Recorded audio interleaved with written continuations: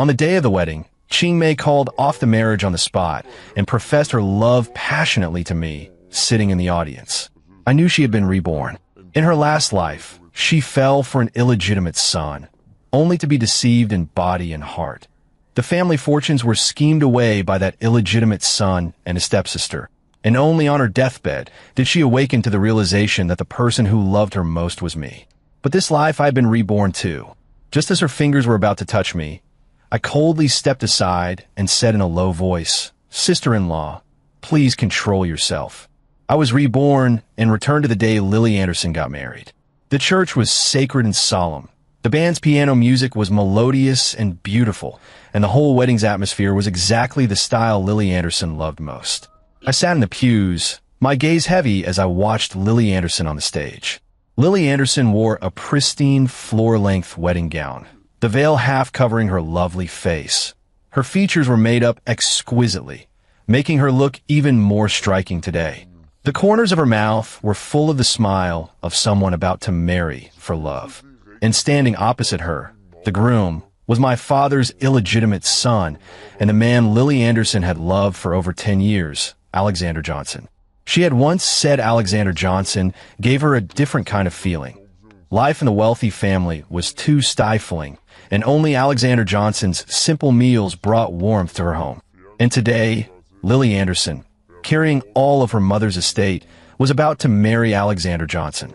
The wedding proceeded like an assembly line until the officiant asked Lily Anderson whether she would, and her expression suddenly changed. She rushed down from the stage anxiously, the long wedding dress almost tripping her, but she used both hands and feet, frantic as if afraid of losing something. I looked at her coldly as she ran toward me, heedless of everything. Just as her slender fingers were about to touch me, I moved away. Her eyes dimmed for a moment, but she still forced herself to lift her head, revealing reddened eyes, and said to me with deep feeling, "Ethan, I regret it. I only want to be with you. I love you. I know you love me too." My gaze turned to Alexander Johnson, who had been chasing after Lily Anderson, and my voice was cold and decisive. "Sister-in-law, please have some decency." Having said that, I turned and left without looking back. Lily Anderson cried out and tried to chase after me, but the long train of her wedding dress tripped her. Her husband, who had just received their marriage certificate, held her back, preventing her from getting any closer to me. I knew that Lily Anderson had definitely been reborn, just like me. In her previous life, Lily Anderson fell in love with Alexander Johnson. She dropped out of school and had an abortion for him, and even broke with her family to break off our engagement and marry my father's illegitimate son. Her mother died early, leaving her a huge inheritance that would be handed to her after she married. Alexander Johnson needed a large amount of money to take down the Johnson family and secure his position, so he deliberately seduced Lily Anderson. The two of them started a teenage romance and skipped classes in high school. After their first taste of forbidden fruit, they soon had a child. Alexander Johnson coaxed her into having an abortion. She agreed, but as a result could never have children again. After she broke off the engagement, I quietly watched over her.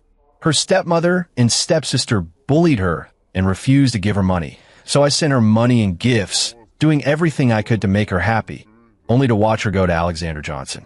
At that time, I thought love didn't always have to be obtained.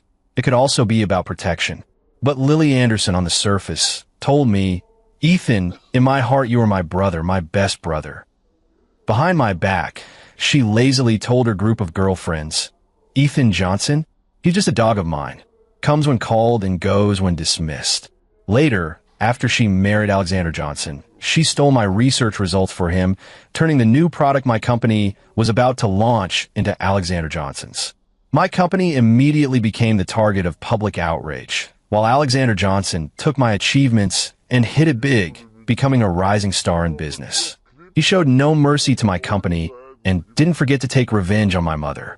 Alexander Johnson, like a madman, stood in my mother's hospital room and said to my gravely ill mother, "You're the one who caused my mother and me to endure so much scorn and ridicule." Clearly my mother and father were true love. The unloved one is the mistress. You're the one who clung to my dad and wouldn't let go. I can't have a complete family Because of you. You and Ethan Johnson should die. My critically ill mother was completely provoked to death by Alexander Johnson, and Alexander Johnson became even more depraved in dealing with me, even sending people to kill me. But I escaped every attempt. My company was not finished. I still had a way to make a comeback. But Lily Anderson arranged to meet me, and on the rooftop of the 18th floor, she cried as she said, "Ethan, I'm sorry, but if I don't do this, my husband will divorce me. I am sorry, Ethan. I stole your research results too. If there is a next life, I won't do this again." After saying that, she suddenly shoved me down the stairs. I looked at her in shock and sorrow, not even able to utter a single word. After my death, Alexander Johnson did not, as Lily Anderson had hoped, end up happily with her. Instead, he accused her of murdering me, and the evidence was conclusive. Lily Anderson was thrown into prison. Her stepsister Olivia Anderson held up the prenatal test report when she visited her and sneered, "What makes you think Alexander would love a woman who can't have children? Let me tell you the truth. Alexander loved me from the very beginning. While you were falling out with him and the family, she and I were in a hotel. You even stole Ethan Johnson's research results for him. You really are stupid. The only person who ever treated you well was Ethan Johnson. And not only did you ruin him, you killed him." Lily Anderson's expression grew increasingly ashen, and in the end, she killed herself in prison. I watched her fate coldly. I didn't expect that when I opened my eyes, heaven would actually give me another chance to start over. This time, I would no longer misjudge people and mistake something worthless for a pearl. After leaving the church, I went straight to the hospital. In the ward, I looked at my mother's pale, kind face and couldn't help but feel my eyes grow red. In my previous life, she had clearly been getting better, but Alexander Johnson came into her room shouting at her, saying a lot of morally twisted things that made her illness worse. And in the end, she couldn't be saved and left me. My mother's voice was very gentle. "Ethan, what's wrong? Weren't you going to a wedding?" I sat on the edge of the bed, took my mother's hand, curled my lips into a small smile, and shook my head, then explained softly, "It's nothing much, I just came back." My mother's gaze suddenly grew a little sorrowful. She sighed and said, "Ethan, some people and some things simply cannot be forced. Lily isn't right for you. What you need is a partner who can stand beside you, not a child who never grows up." I understood what my mother meant, nodded, and promised her, "Mom, I understand. I've given up on Lily Anderson and won't make the same mistake again." My mother's thin hand gently rested on my palm, a silent comfort.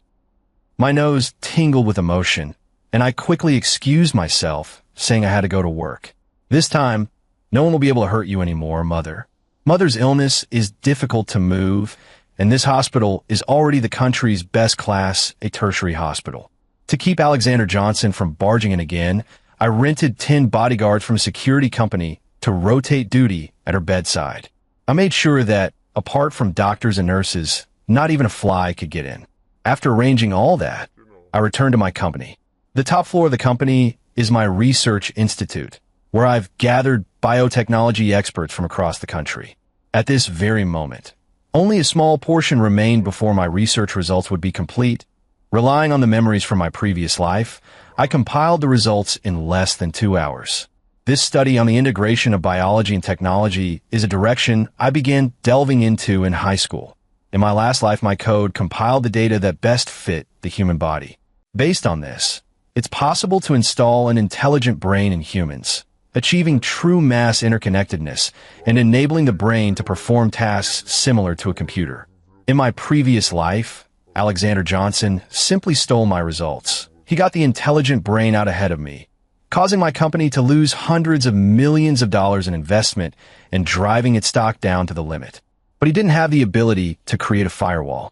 Of course, I delayed publicly releasing the research because the final key for the firewall hadn't been set. But the impatient Alexander Johnson had no idea about any of this. At first, the small-scale spread of the smart brain made him famous. But gradually, as more and more people used it, smart brains without firewall code were quickly cracked by hackers. Many suffered consequences. Besides internal brain data leaks, there were outright brain deaths. Many big bosses and even people higher up were affected, and Alexander Johnson was grievously weakened as a result. At that time, I had already developed the firewall code and planned to use it to make a comeback, but unexpectedly Lily Anderson tricked me to the rooftop and killed me. All the experts, upon seeing my results, screamed out loud, "Boss, you're a genius. You actually finished the coding in under 2 hours. Oh my God, Mr. Ethan, you are the speed of China." I smiled and shook my head. This remaining small portion of progress was something the experts and I had worked out together in my previous life, and in this life, I was merely riding on the tailwind of memories from that life. That night, our whole lab went out to celebrate. In a private room and upscale restaurant, the experts drank until they were drunk and embraced one another. Years of research had finally produced results, and everyone was happy. Using smoking as an excuse, I stepped out of the room, but I didn't expect to run into Lily Anderson on the balcony. Lily Anderson and a few of her girlfriends were dining, and she was speaking loudly. I was about to leave when I heard her say, "Anyway, in this life, I'm only going to marry Ethan Johnson. Help me think of a way." One of her close friends, Emily, said, "With a face as stunning as yours, even I, a woman, can't handle it." How could he remain unmoved?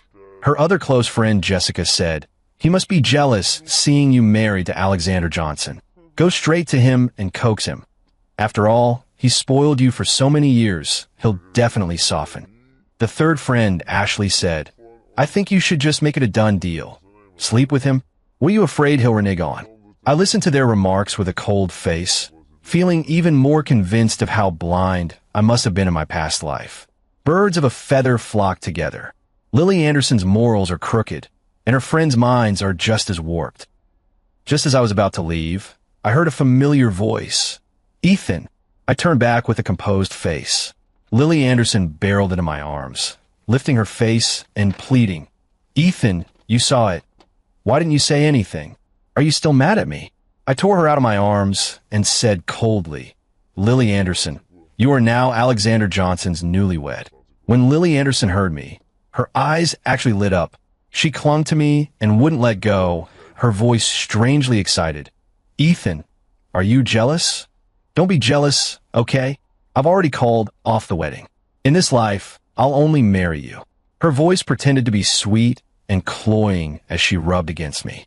Hearing her ridiculous words, I couldn't help but sneer and retort, "On what basis do you think I'll marry you, a twice-married woman?" She was instantly left speechless. After a long time, she couldn't say a single word to counter me, when at that moment Alexander Johnson and Lily Anderson's half-sister Olivia Anderson suddenly arrived. "Lily Anderson, you just registered your marriage with brother Alexander, and then you go find another man in the evening." Olivia Anderson cried indignantly, and Alexander Johnson's expression was also not good.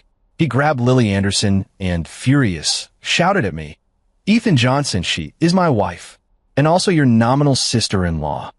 He was clutching Lily Anderson, and Lily Anderson was holding onto my sleeve and refusing to let go. I pulled my sleeve free in disgust and said coldly, "Then you take care of your wife. Don't let her come out and lose her mind. And also, as for the title younger brother-in-law, neither of you deserve it." I didn't want to get entangled with them, so I pushed her away and prepared to return to the private room.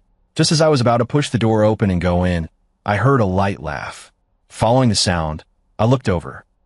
A woman in a red dress, Isabella, was watching me with interest, and beside her stood a woman in a white dress whose face seemed to be assembled from the most perfectly chosen features by God himself, every inch exquisitely carved. There was no expression on the woman's face. She was cool and aloof like a snow lotus blooming atop a peak. Her gaze skimmed me briefly, then casually turned away. I felt a slight stir in my heart, pushed the door open, and walked into the private room, not caring about it further. Lily Anderson came to the company to see me every day, but security and the reception desk repeatedly stopped her at the entrance. Once when I was going downstairs, I happened to run into this scene. "Do you know who I am? I'm your boss's wife. How dare you block me? I'll have Ethan fire every one of you." She was holding a delicate bento box and wearing just the right amount of makeup. We grew up together, and she thought she knew my tastes very well. She assumed I preferred the innocent version of her, so she dressed like a college student. I walked over, and as soon as Lily Anderson saw me, she clung to me. She snorted and said to the front desk clerk and the security guard, "Ethan personally came to pick me up. Just you wait. I'll make sure Ethan fires you."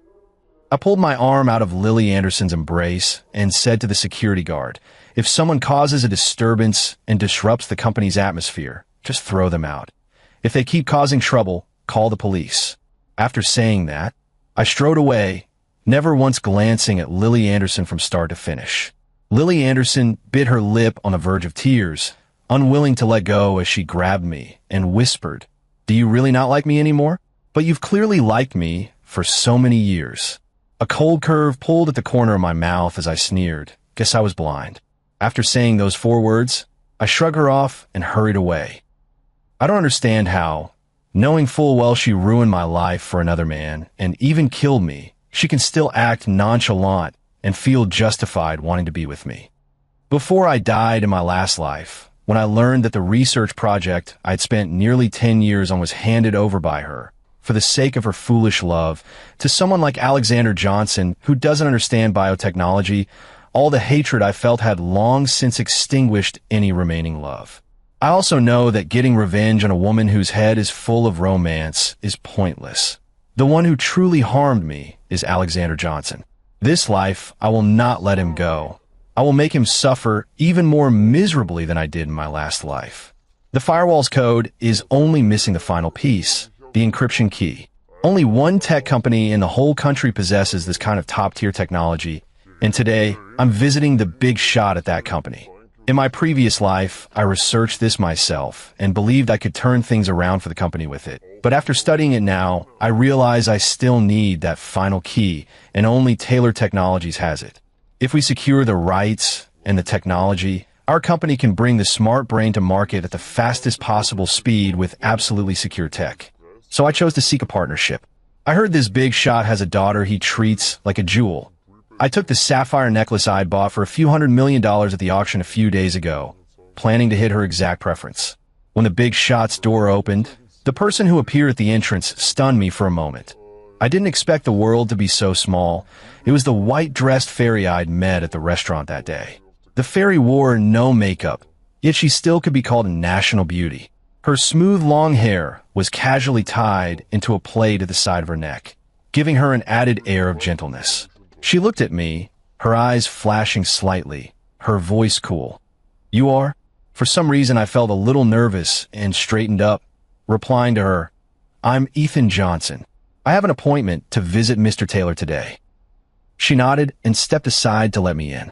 She wore a house dress that revealed slender ankles and walked ahead of me to show me the way.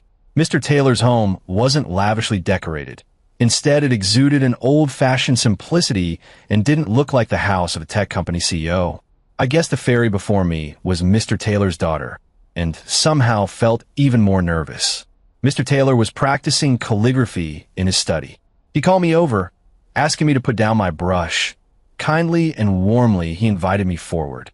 I placed the gift box in his hands and said, "First visit, I've long heard you have a precious daughter, Mr. Taylor, so I prepared this.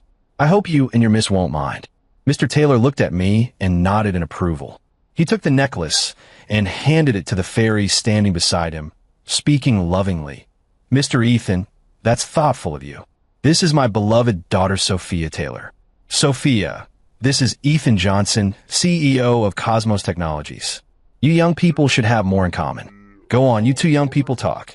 After saying that, Mr. Taylor resumed practicing his calligraphy. Sophia Taylor put the gift away, then walked toward me. Her voice was cold and emotionless, her pretty face taut. "I know why you came. Come on, you should talk to me." Mr. Taylor spoke without looking up. "The copyright for the firewall key belongs to Sophia, not to me. She's the one who fiddled with it abroad. This old man of mine doesn't understand it." I nodded. "Thank you, Mr. Taylor." I followed Sophia Taylor into another room. As soon as I walked in, Sophia Taylor closed the door, and I grew even more nervous. I couldn't bear to look at her and lowered my head. I heard her cool, clear voice say, "Marry me and give me children. Let me invest in Cosmos, and I'll give you the rights." I looked up at her in shock and saw that her gaze was fixed on one spot, She hadn't looked up at me, and the area around her ears and neck was already flushed red. Her pretty face was taut, but I could see she was trembling slightly. Sophia Taylor became my fiancée. The news of the two of us about to get engaged was quickly publicized to hype the cooperation between Taylor Technologies and Cosmos Technologies.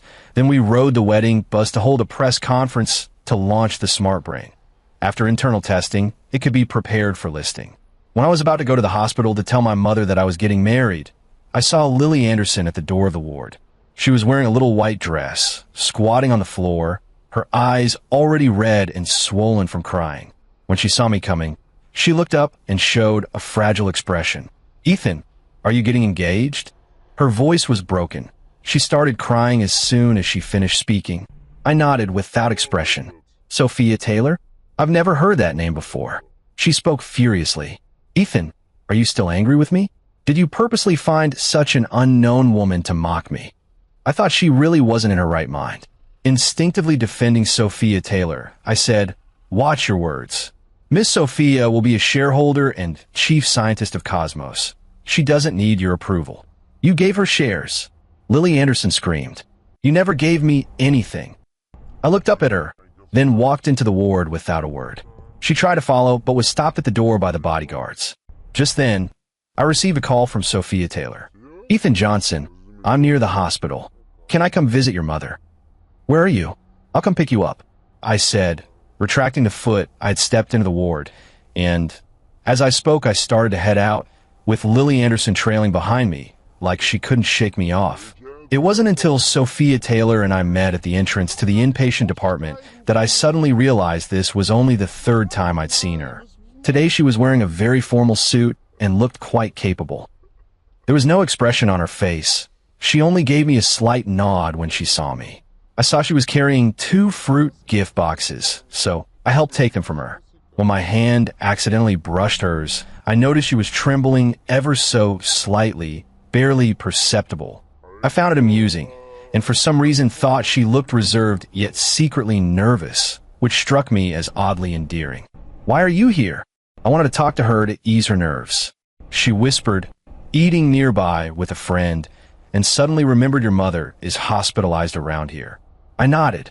I had indeed told her about it. But neither of us were people of many words, so we could only walk side by side in silence. Just then, Lily Anderson suddenly appeared. Her eyes were red, and the way she looked at me was like she was staring an unfaithful, heartless man. She pointed at Sophia Taylor and me with her finger, her expression manic. "It's her? What's so great about her? Ethan, don't ruin your whole life just to spite me. In your last life, you didn't even marry her. Did you also get reborn? Ethan, I love you." I was about to ignore her and leave when Sophia Taylor glanced back at me and asked in confusion, "Isn't this the inpatient ward? It's not the psychiatric department, is it?" I couldn't help it. I tugged at the corner of my mouth and nodded along with her words. "It is indeed strange." Lily Anderson suddenly rushed over. I reacted quickly and shielded Sophia Taylor behind me, looking at her with some irritation. "Lily Anderson, don't come here and scare my fiancée by acting crazy. Am I not prettier than her? You and I grew up together. We were your childhood sweethearts." Tears fell from the corner of Lily Anderson's eyes. "Our 20 years of feeling. You've loved me for so long. I've loved you so much. Why did you suddenly change and get seduced away by that vixen, that homewrecker? Watch your mouth." I kept my face calm. "If you say that about my fiancé again, I swear I won't let you off." At that moment, Sophia Taylor poked her little head out beside me and asked, more puzzled, "I remember now. I saw her in the restaurant. Isn't she married?" Seeing her like that made her seem even cuter to me, and most of my anger evaporated. I didn't want to keep entangling myself with Lily Anderson. Instinctively, I freed one hand to hold the hand of Sophia Taylor behind me. But the moment I took hold of her, she froze for a second. I was just about to let go and apologize when she turned her hand over and clasped mine. "Let's go. Don't let this derail the main matter." She spoke without looking at Lily Anderson, nor did she ask me what was going on with Lily Anderson. The commotion had already drawn a few security guards. They stopped Lily Anderson. I held Sophia Taylor's hand and whispered, "All right." There were only the two of us in the elevator. My hand was nervously sweating, but Sophia Taylor didn't pull hers away. She asked me as if casually, her voice low with a barely noticeable nervousness. Your mom. What kind of girls does your mom like? My mom likes the things I like. I looked at the advertisement screen in the elevator. My voice was unexpectedly a little dry. Oh, she said. My mom really likes Sophia Taylor. She has been looking much better lately, can sit up and feed herself, and she talked about everyday things with Sophia Taylor. Sophia Taylor didn't say much, but she still responded to my mom and would occasionally share amusing anecdote from her life to cheer her up. Sophia Taylor's mother died when she was very young, and she grew up always by her father's side. I could tell she liked talking to my mom a lot. The things she said in the 3 times she met me didn't even add up to what she said to my mom today. I was cutting fruit beside them, listening, and when I wasn't paying attention, I saw my mom open the small box she always carries and take out the translucent jade bangle. The bangle was inlaid with purple gold, priceless, a family heirloom given to her by my grandmother. Sophia Taylor waved her hands nervously. It was the first time I'd seen her so helpless. She turned to me with a pleading look, but I smiled and said, "You can take it." My mom meant that for her daughter-in-law. She reluctantly accepted and still put the bracelet on her wrist. I knew why she felt awkward accepting it. We were in a marriage of convenience. Mr. Taylor was getting older and had been found to have a predisposition to liver cancer. He didn't want to die without seeing his daughter settled or holding a grandson. So he kept arranging blind dates for Sophia Taylor. Sophia Taylor had no choice and happened to meet me. She had been impressed by me at the restaurant last time, and I happened to need her help. So I planned to take shares, marry her, and have a child. After the child was born, I would divorce her. This was a windfall deal for me, so I agreed to her right away. After all, we were going to get married, so I told her about my family circumstances. My parents are divorced, I live with my mother, and I run my own company. I founded the company myself. My father is a self-made man who took the majority of the family assets when he divorced my mother and reunited with his mistress and her child. After the divorce, my mother never recovered and became ill, ending up hospitalized. With financial help from my grandfather, I founded the company and grew it larger and larger, eventually surpassing my father's Johnson Corporation, which, lacking my mother's management, became shaky. That's why Alexander Johnson, who had just taken over the company, resented me so much. He was intent on surpassing me, as if that could wash away the fact that he was born out of wedlock. Not only that, he found Lily Anderson to humiliate me and for money. But Lily Anderson, who had married him not long ago and already wanted to cheat on him with me, was no longer the dimwit he could control at will. "Ethan, go see Sophia out," my mother said to me. "You go do your thing. No need to come back." I nodded and agreed. After I walked out of the ward, Sophia Taylor suddenly grabbed my hand. It was rare to see that slightly worried frown on her face. "That Lily Anderson, is she really your childhood friend?" I lowered my eyes and looked at her, nodding. It must have been something my mother said to her. "Then do you still like her?" Sophia Taylor asked, suddenly turning her head away. Her voice sounded a little angry. "I don't want my husband to have another woman on his mind. If you still like her, then let's call off the engagement. I won't give you the rights either." I didn't say anything. I just took her hand and led her to the parking garage. In front of my car, she looked up at me in surprise. "You?" Her voice was cut off by me. "Get in. I'll take you to eat." After I said this, she silently got into the car, sat in the passenger seat, but kept her head turned to look out the window. "Buckle your seatbelt." She suddenly turned her head, glanced at me strangely, but I pretended not to understand. She let out a light breath, fastened her seatbelt, and turned her head back toward the window. I curled the corner of my mouth and, on her third look at me, finally spoke. "I don't like her anymore." She looked at me, blinked, waiting for me to continue. I went with her cue and said, "I used to like her.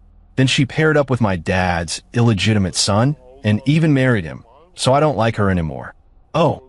Her voice was calm. I turned my head to look at her and noticed that the corners of her mouth had actually risen into a slight curve. "What does she mean by rebirth?" she asked again. Half joking, half serious, I said to her, "It means being reborn. In my last life, I was wronged by villains. And in this life, I return reborn to carry out a glamorous revenge. I've got to take back everything that's mine. Send me 50 and listen to my revenge plan. We happened to hit a red light. As I was speaking, I suddenly felt a soft, delicate hand placed on mine. I turned to look at the owner of the hand, and Sophia Taylor nonchalantly turned her head as if nothing had happened. I curled the corner of my mouth and took her hand in mine. We rode the rest of the way in silence, but it was obvious that Sophia Taylor's mood had improved a great deal. On the day of the engagement banquet, Sophia Taylor wore the haute couture white dress I had given her. The hairstyle they had specially done made her look even more ethereal. At the first glance, I couldn't help but say, "You look beautiful." She pretended not to hear and tried to walk past me. I wrapped my arm around her waist, deliberately being naughty and not letting her pass. She looked up, her lovely eyes blinking innocently. I felt a stir in my heart, suddenly having the impulse to kiss her on the lips, when at that moment the break room door was opened. The newcomer looked familiar. It was the woman in the red dress from the restaurant, Isabella.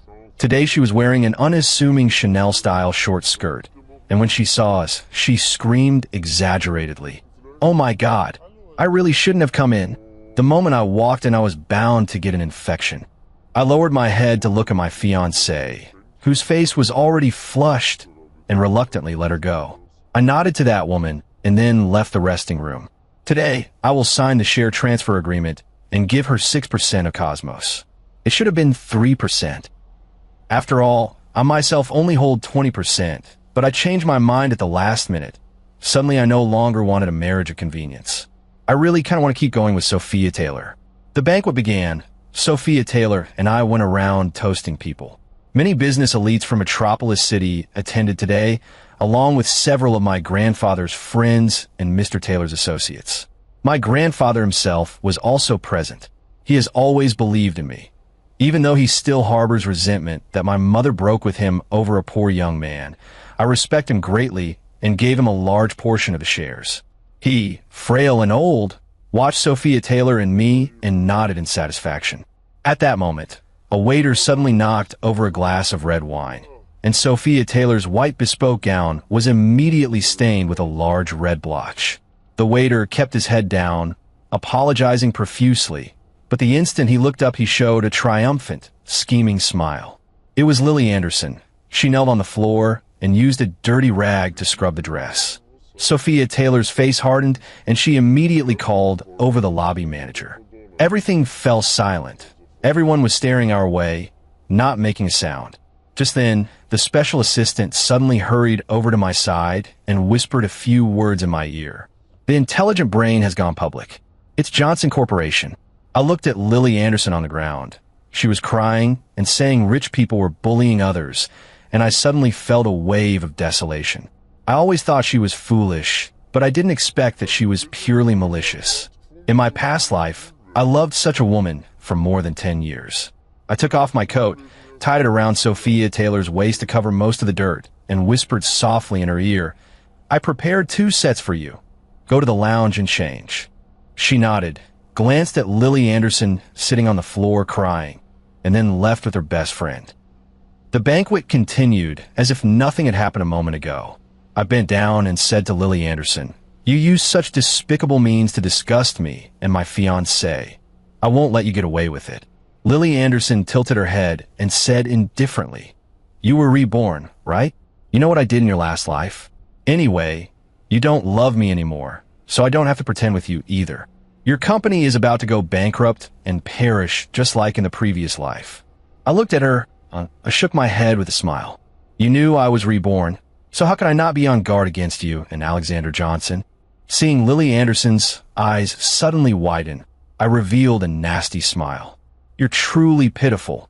Reborn yet still choosing to cling to a man. You couldn't win me back, so you used the advantage of being reborn to throw yourself into the arms of Alexander Johnson, the man you were publicly cuckolded with. You really think Alexander Johnson would be grateful to you? You confessed to me at his wedding and humiliated him so badly. How could he possibly let that go?" After I finished speaking, I turned and left to the lounge to fetch my fiancée, who had changed into another dress. The second dress was dark green, which made Sophia Taylor look even fairer and more beautiful, accentuating her perfect figure. The moment she appeared, a gasp went up. "So beautiful. Miss Sophia is truly stunning." Mr. Ethan is fortunate. I nodded and smiled. Indeed lucky. I've married a great beauty. Then, I leaned close to Sophia Taylor's ear and joked softly. Miss Sophia, your fiancé's information was leaked first. His company is about to go bankrupt, and now you don't even have a chance to call off the engagement. Sophia Taylor looked up at me, rarely curving her eyes, and said playfully, Then I'll forcibly call off the engagement. I pulled her slender waist in my arms and smiled. Too late. I'm so pitiful, she said seriously, which made me laugh. When I took out the share transfer agreement, Sophia Taylor's gaze flickered. She looked up at me in confusion, as if asking whether I had made a mistake. I rubbed her head and spoke gently. Sign it. Now that you've boarded my pirate ship, I can't shortchange you. This is my 1/4 share. She pressed her lips together and signed her name. Johnson Corporation beat me to it and released the smart brain. Watching Lily Anderson effortlessly obtain my data in the surveillance footage using memories from her past life, I didn't know whether to laugh at her stupidity. Knowing full well that I had been reborn, how could she put such important data in the exact same place as before and, without any defenses, let her seize it so easily? But unlike the small-scale success in her past life, Johnson Corporation's intelligent brain could hardly be called a finished product. It couldn't even connect to the main system properly, and some devices began causing headaches as soon as they were linked. In an instant, Johnson Corporation was being slammed onto the trending list.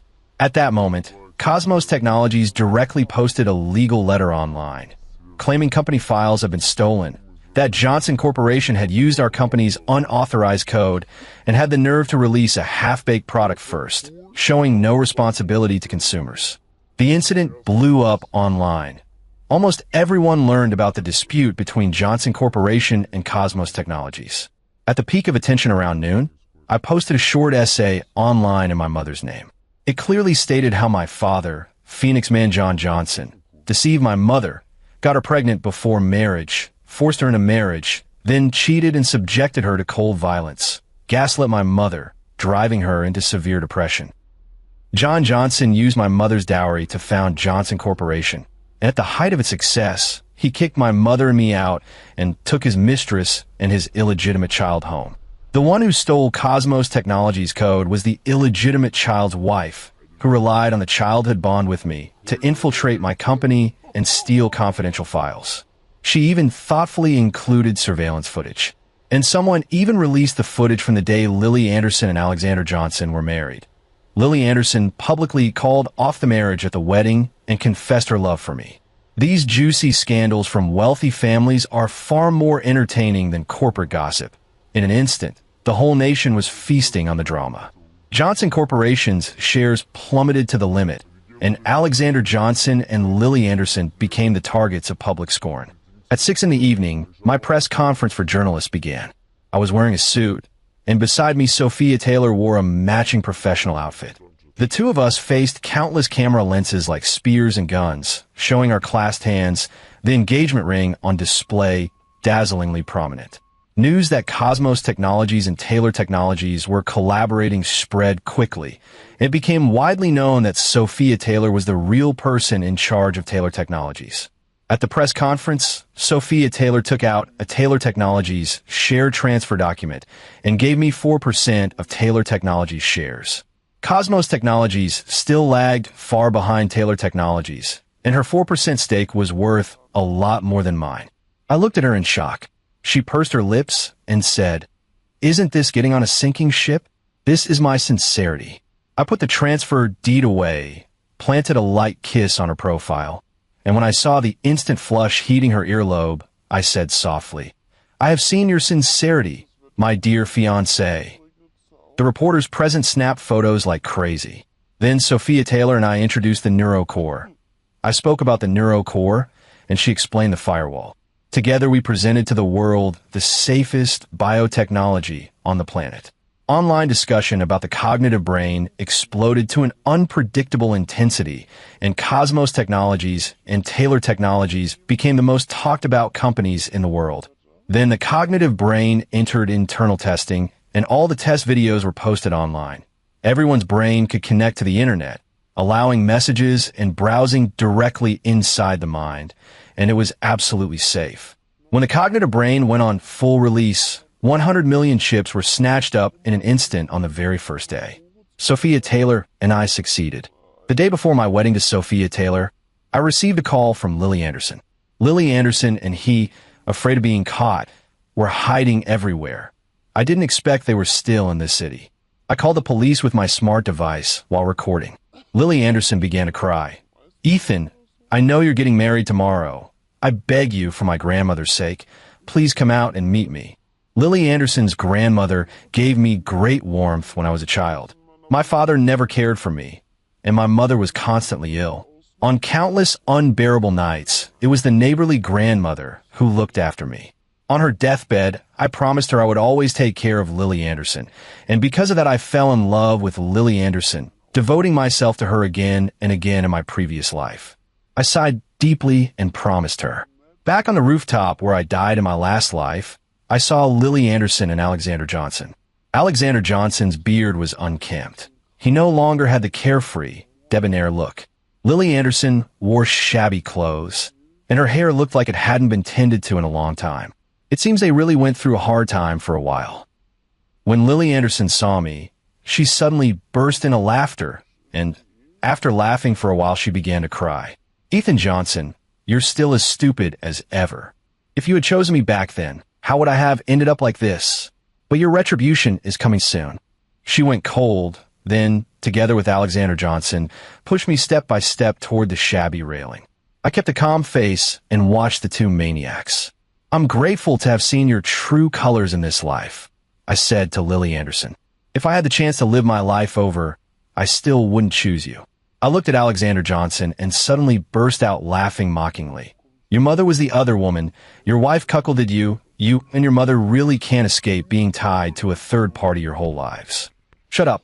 Still stubborn, even with death at your doorstep." Alexander Johnson suddenly flew into a rage. He grabbed my collar. "If it weren't for you, I would be the legitimate eldest son of the Johnson family.